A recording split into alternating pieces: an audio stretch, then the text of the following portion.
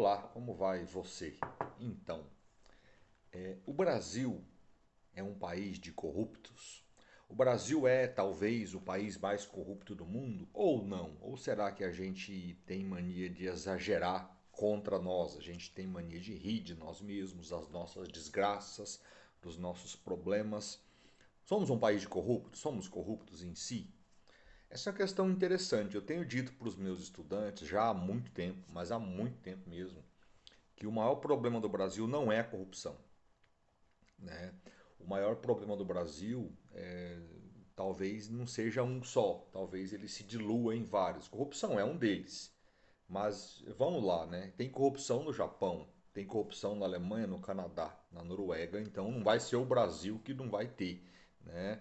A gente, é, por questão de natureza humana, a gente corrompe instituições, corrompe acordos, a gente descumpre contratos. Exemplo, o casamento é uma construção social em que tem uma regra ali, que é a tal da fidelidade, né? Você promete ser fiel até o fim dos dias, né? E se manter ali, tá?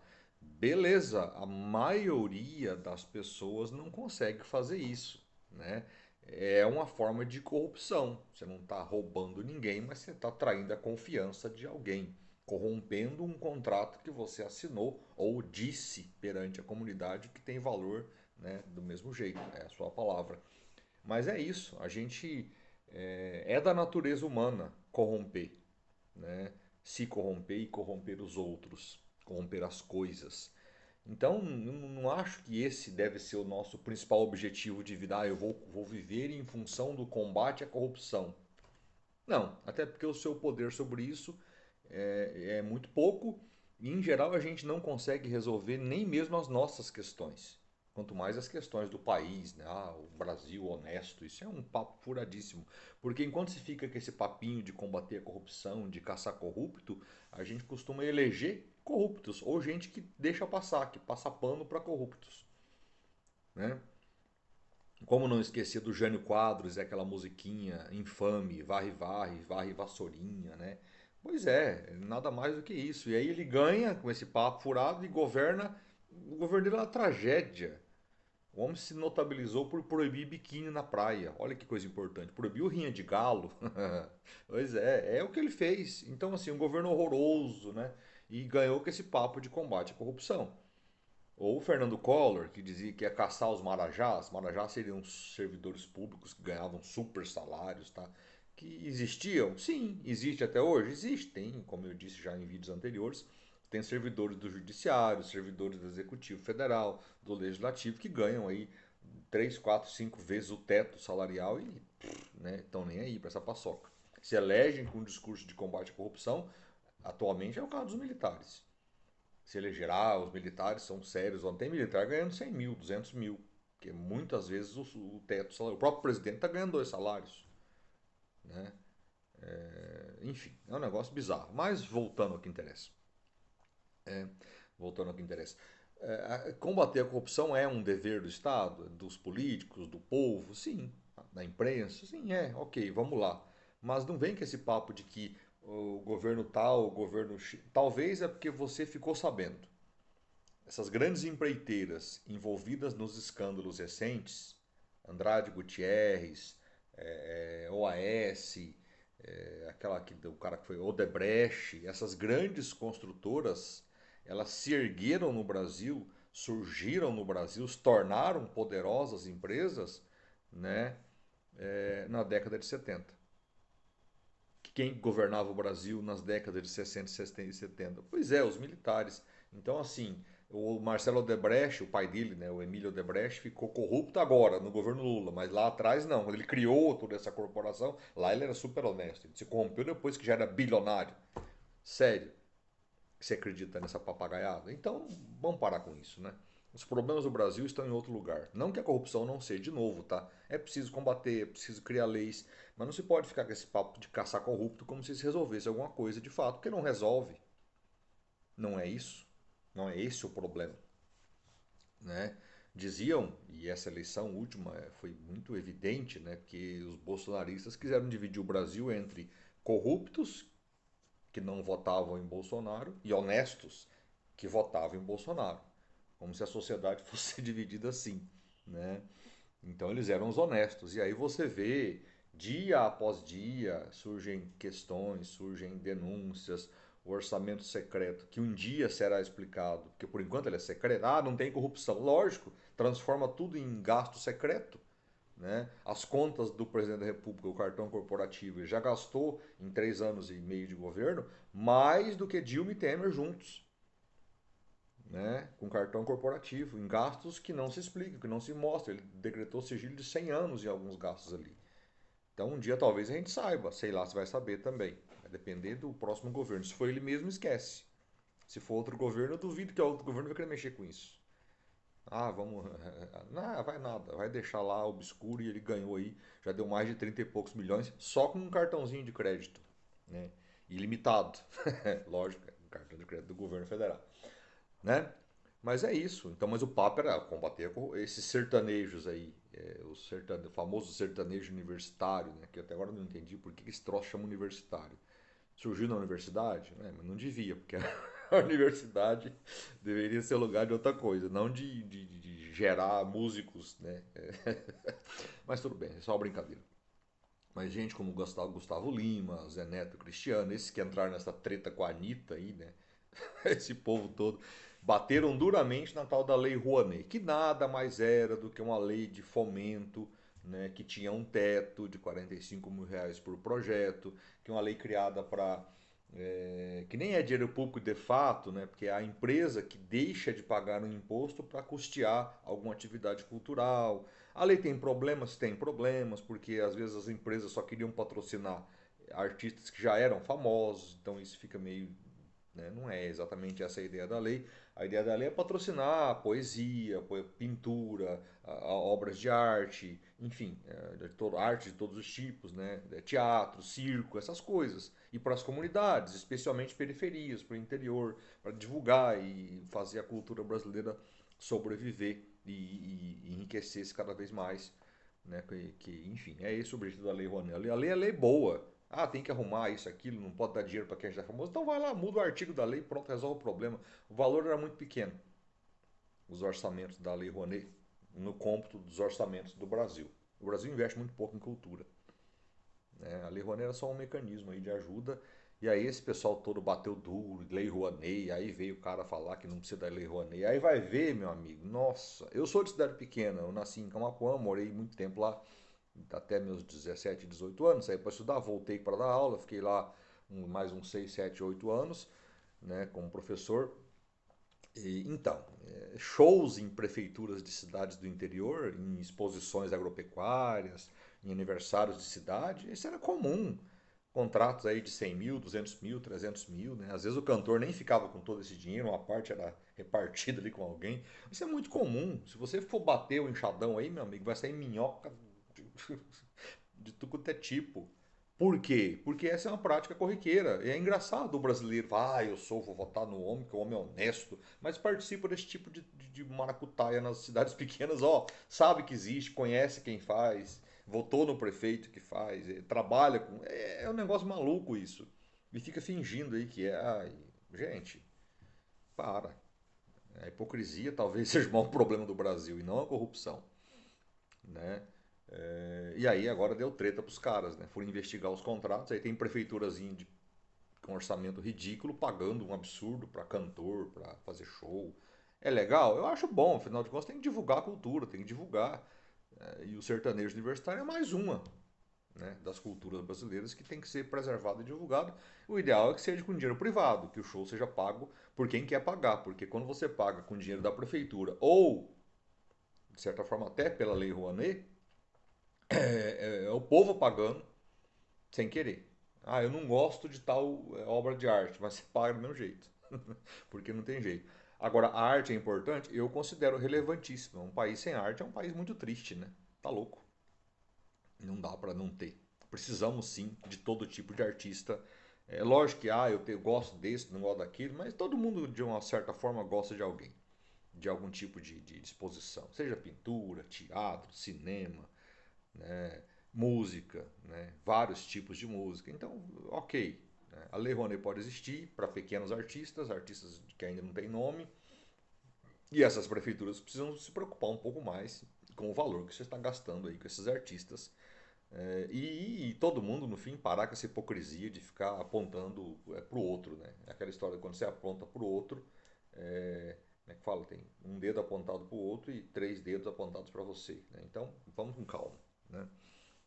De novo, não acho que o problema do Brasil central, o problema central seja a corrupção.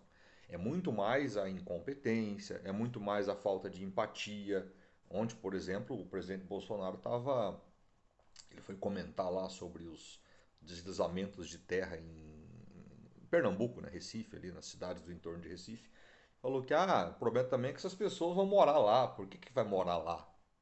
Mano, é absurdo que você escute isso de um político. Não pode, tá? Isso aí ou é de propósito, só para sacanear a pessoa que está lá perdendo a casa, perdendo a família. Teve gente que perdeu várias pessoas da mesma família. Ninguém mora num lugar desse porque quer. Mas que papo furado é esse? Por que alguém ia querer morar no topo do morro, na beira de uma encosta, na beira de um rio, numa várzea, num lugar insalubre, sujo, perigoso, difícil? A pessoa mora ali porque não tem o que fazer, ué, não tem para onde ir. Ué, precisa ter um pouco de empatia. Empatia é bem isso, né? Se colocar no lugar do outro. Por que ele escolheu morar ali? Óbvio que ele não tinha escolha, senão ele não moraria. Por que alguém iria morar ali? Num lugar que pode desabar e matar sua família, seu pai, sua mãe, sua filha, seu filho. Como assim um político não entende isso? A culpa não é dele. Eu concordo. A culpa pelas mortes em si é da chuva, né? Do terreno lá, tudo, é da natureza. Beleza, a natureza não é exatamente boazinha. A culpa das pessoas morarem ali e não saírem dali antes que o desastre aconteça é de um conjunto de políticos, da própria sociedade que elegeu esses políticos. É de todo mundo. É uma culpa social. Não é culpa do político, é culpa da sociedade que criou essa estrutura, que permite que isso aconteça. Né? Em Pernambuco, eu vou citar um caso aqui que tem a ver, por exemplo, com o período do PT. Em Pernambuco teve Copa do Mundo. Né? Teve lá alguns jogos de Copa do Mundo e fizeram um estádio de futebol lá em Pernambuco. Quantas casas populares, quantas vilas, quantos bairros urbanizados e asfaltados não poderiam ter sido feitos com a verba do estádio lá da Arena Pernambuco? Pois é mais ou menos por aí. São nossas escolhas que determinam esses resultados. O estádio foi feito, tá lá, bonitinho. Milhares de casas, imagino eu, poderiam ter sido feitas com dinheiro porque esses estádios custaram milhões. Milhões de reais. E o mais interessante, Pernambuco tem 3 clubes de futebol de porte, né, que tem torcida organizada, tudo, disputam os campeonatos locais e nacionais, né? O Sport até já foi campeão brasileiro de 87, para tristeza aí dos flamenguistas que comemoram esse título como se fosse deles, mas não é, foi do Sport, de acordo com a CBF. Mentira, foi do Flamengo. Ou não, sei lá. Mas enfim, voltando. O Sport tinha estádio, o Náutico, que é outro time, tem o próprio estádio. O Santa Cruz tem o estádio. Então, assim, isso não faz sentido nenhum. Ter feito um estádio novo numa cidade que já tinha 3 estádios antigos. Era só fazer a parceria com um deles e reformar o estádio do clube, como foi feito em alguns outros lugares, tipo o Rio Grande do Sul, que pegaram o estádio do Internacional e reconstruíram, refizeram, sei lá. Né? Mas não, fizeram um estádio novo. E segundo consta, é um estádio longe da cidade, difícil acesso. Ninguém joga lá. O estádio dá prejuízo. Aí você imagina quantas casas populares, quantas dessas famílias que morreram não poderiam estar morando em outro lugar com esse dinheiro, com esse investimento. Mas é bom lembrar, essas famílias, o povo de Pernambuco votou nos políticos que fizeram essas coisas, né? E o político de agora está fazendo o que para resolver? Ah, não é culpa do Bolsonaro? Não é de fato, mas o que ele fez nesses 3 anos para minimizar esse problema, pelo menos assim, no médio prazo? Que eu saiba nada. O programa habitacional que o Brasil tinha, que era mais ou menos um sucesso, o Minha Casa Minha Vida, está praticamente parado. Ele só trocou de nome, maquiou, mudou o nome, mudou a cor do programa, era meio avermelhado, que era do PT, tá? Minha Casa Minha Vida, virou Casa Verde Amarela. Nossa, que bonito, mudou chongas, né? É disso que se trata. Nada. Estamos fazendo nada para resolver essas questões urbanas. E a gente está falando de um estado só. Isso se repete em quase todos eles. Especialmente os estados do litoral, que são os mais populosos. Né? Pobreza, miséria, favelização, saneamento básico, questões que o Brasil simplesmente optou por não resolver, para cuidar de outros assuntos. Né? Ou temos outras prioridades. Então é isso. Eu penso que eleger governantes que tenham projetos, ideias, que topem encarar o desafio, é que deveria ser o nosso principal objetivo. E não ficar com esse papo de, eu sou contra ou a favor do aborto, eu sou contra ou a favor das drogas, eu sou contra. Gente, isso é tudo muito interessante para discutir, mas não resolve nenhum problema prático. E o problema prático está aí. A casa desabou e matou gente, matou pessoas. Né? O problema prático ele vai existir, independente da sua ideologia. Eu não sei qual seria a melhor casa a ser construída para quem mora em favela ou beira de morro, em topo de morro, beira de rio. Uma casa de esquerda ou uma casa de direita? Eu acho que é uma casa, né? Uma casa de centro. Poxa, uma casa resolveria o problema. Uma rua asfaltada, com tubulação, com canalização de água e esgoto, com segurança, um terreno plano, com iluminação. Isso, urbanização mais adequada do espaço das nossas cidades. Isso sim seria interessante. Não interessa se é de esquerda ou direita, interessa que a casa existe, né? Vamos superar esse negócio. Vamos conseguir fazer isso? Rapaz, eu tendo a achar que é difícil.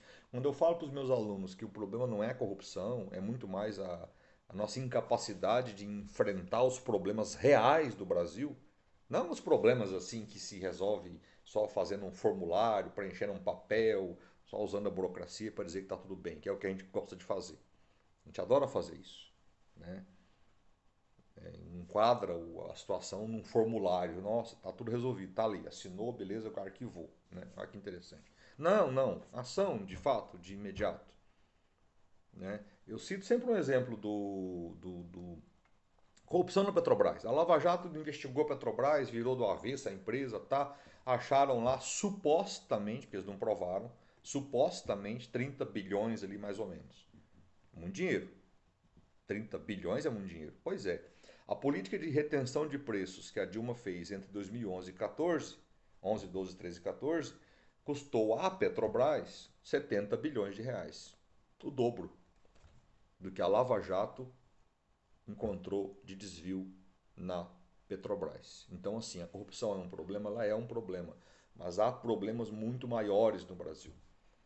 Depois a Dilma teve que liberar os preços, a Petrobras recuperou o prejuízo, mas aí nós pagamos a conta, com a gasolina mais cara. Lá em 2015, 2016 começou a subir a gasolina, né? No mundo o petróleo nem estava tão caro, mas aqui estava. Isso foi uma das causas que fez a Dilma ficar impopular e caiu depois. Esse foi um dos fatores, o custo de vida, que é o que está derrubando o nosso atual presidente agora. Ele não vai conseguir reagir a isso. Não há papo furado que resista a arroz, feijão, carne, gasolina mais caros. A inflação derruba governos. Os meus alunos, sempre que a gente fala de Brasil, de economia brasileira, eu abordo com muita insistência esse assunto. A inflação é um baita de um problema, porque ela atinge todas as pessoas, atinge as empresas, atinge o país como um todo, mas ela fundamentalmente ferra a vida dos mais pobres. Mas ferra com força, porque atinge tudo. Todos os produtos sobem de preço, menos o salário do cara. Não há governo que resista a isso. Talvez o tio Bolsonaro devesse ter prestado mais atenção nessa questão. Em vez de ficar aí brigando por causa de voto impresso, liberdade de expressão, esse papo de ficar meio contra a vacina que ele fez lá para brigar com o João Dória, quando o João Dória queria ser candidato a presidente, o João Dória vai atrás da vacina, outros falam que a vacina é chinesa, que não presta, que não sei o quê, essas loucuras aí. O que isso de verdade contribuiu para que o brasileiro pudesse pagar mais por alimento ou tivesse mais emprego? Nada. Chongas. Né? Então, assim, no fim das contas, é um governo que se preocupou com coisas menores. E, para ser bem sincero, o Bolsonaro não está governando. Desde 2021, ele loteou o governo para o Centrão. Ele até não deu os ministérios lá, o topo dos ministérios. Acho que só o Ciro Nogueira está lá. Não, não está. É o Barros lá, o Ricardo Barros, né, que está no ministério. Mas ele, nos cargos menores, os cargos de fundações, de empresas estatais, os cargos que lidam de fato com os orçamentos nos ministérios estão com o Centrão. O Centrão está governando o Brasil.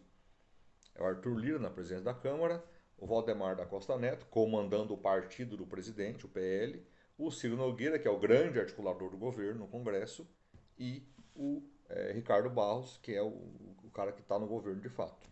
O Centrão governa o Brasil desde o ano passado. E pode ficar tranquilo, meu amigo bolsonarista, que os casos de corrupção já estão aparecendo. O TCU já está indicando ali indícios de desvios nos contratos do orçamento secreto. A imprensa já está em cima, tem várias denúncias, várias coisas. Só que isso não acontece assim do dia para a noite. Então, mas ao longo dos próximos meses, próximo ano aí talvez, você vai ver esse governo enrolado em esquemas e mais esquemas não tão vultosos como naquele período do PT, porque hoje nós temos menos dinheiro. Naquele tempo o dinheiro estava meio que sobrando, né? A China estava comprando tudo do Brasil, então tinha mais dinheiro para fazer essas coisas. Hoje tem menos, né? Mas é isso, tá? Para com esse papinho de acreditar em quem eu sou honesto, eu sou a melhor pessoa, eu sou. Porque não, não. Num grau menor ou maior, somos todos corruptos. Ah, professor, não fala isso. Mas é, né? Mas é. O corrupto é apenas alguém que corrompe um contrato social. Então, beleza, eu tenho TV a cabo em casa, eu pago? Não, eu passo um gato. É um ato de corrupção, meu amigo. O contrato social diz o seguinte: a empresa oferece o sinal de TV e você paga por ele. Quem quer mais, paga mais, quem quer menos, paga menos. Se eu não posso pagar, eu não tenho. Uso a TV morena, uma anteninha aí, pronto. Mas não, eu compro um aparelhinho e faço aí uma maracutaia qualquer aí e pego os sinais abertos. É um ato de corrupção. É menor? É menor, mas o caráter é o mesmo. O valor é diferente, né? Um valor irrisório. Você não está matando ninguém, não está roubando ninguém de fato. Está roubando, mas de outra forma. Né? Mas é isso. Né? O cara que só nega imposto. Hoje é o último dia para declaração de imposto de renda. Tem um monte de gente que fica aí pegando nota fria, inventando gasto que não teve. Paga-se muito imposto no Brasil? É verdade, mas qual é a maneira de resolver isso? Votando em políticos que vão resolver isso. Não, a gente faz o quê? Dá um jeitinho, o famoso jeitinho brasileiro. É corrupção na veia. Se um dia um de nós vira deputado, senador, o nosso caráter já está pronto, já está feito, já está formado. O caráter da gente é formado na juventude. Então, um corrupto velho, ele era corrupto desde pequeno. Talvez ele não tinha tido oportunidade. Né? Aí você está lá diante de um orçamento milionário ou um cartãozinho corporativo e você pensa, acho que eu vou pagar as contas minhas e da minha família nesse cartão corporativo do governo. Né? Vou comprar alguma coisa e fazer de conta que é um gasto para sobrevivência da família aqui do presidente. E é isso, infelizmente. Isso vale para a esquerda e para a direita. Né? Sinto muito também te dizer isso, caso você acreditasse, a direita. Não, meu amigo. Não, não, não. Conservadores também são corruptos, assim como progressistas. Pode parar com esse papinho não cola. Para mim, nunca foi decisivo votar em alguém por causa disso. É lógico, se o sujeito faz disso uma profissão de vida, um método de governo, isso me preocupa muito. Muito. Né? Mas isso tem em todos os governos. Teve na história brasileira desde sempre. Desde a época da coroa portuguesa, passando pelo Império, pela República Velha, pelo Vargas, pelo JK, pelos militares, os 5, 6 generais ali do governo. Tem casos terríveis de corrupção naquele período, como eu falei das empreiteiras, né? Pela redemocratização, Sarney, Collor, Fernando Henrique, Lula, Dilma, Temer e agora Bolsonaro. E esse papinho para mim já cansou. Eu vou votar em político honesto. Que bobajada isso. É lógico que tem que ser, mas não é bem assim, né? Esse político não existe de verdade. Temos que aprimorar as estruturas de fiscalização, de repressão, mudar as leis para manter a pessoa presa. Isso sim. Combater a corrupção é um dever de todo brasileiro. Mas ficar com esse papo de que fulano é mais honesto que o outro, olha, isso não enche a barriga de ninguém não, literalmente. Muito melhor combater a inflação, encontrar meios de baixar o preço do combustível, porque tem como fazer isso. Né? Um dia eu posso falar mais até sobre essa questão. Né? Recuperar o salário dos servidores públicos, aqueles que estão defasados. Alguns aí ganharam aumentos, servidores estaduais, municipais, os federais estão com salários defasados, tem gente em greve. Meu Instituto Federal tem um movimento de greve. São questões bastante sérias. A pobreza brasileira aumentou porque as coisas ficaram mais caras. e a renda do brasileiro diminuiu. A moeda está desvalorizada. Para favorecer os exportadores do agronegócio aí, o governo mantém a moeda desvalorizada. Resultado, favorece a exportação, dificulta a importação. E quando você exporta carne demais, por exemplo, a carne aqui fica mais cara. Então ferra os mais pobres. Essas questões são questões de governo. Eu preciso que um governo pense de verdade em melhorar a vida do povo, especialmente do povo mais pobre. Não é por acaso que Lula está bem nas pesquisas. Ele fez um governo mais preocupado com a qualidade de vida do povo pobre. Ele vem falando coisas que fazem mais sentido para a economia voltar a funcionar a favor dos mais pobres. É isso que explica a vitória de Lula e a derrota de Bolsonaro, se tudo continuar como agora. Hoje acho que o Lula ganharia no primeiro turno, segundo todas as pesquisas que estão sendo feitas aí. Ou no segundo turno, que seja, mas ganha. Né? E a causa é a economia, como já ensinavam os americanos há muito tempo. Beleza? Valeu aí. Até mais. Até outra hora.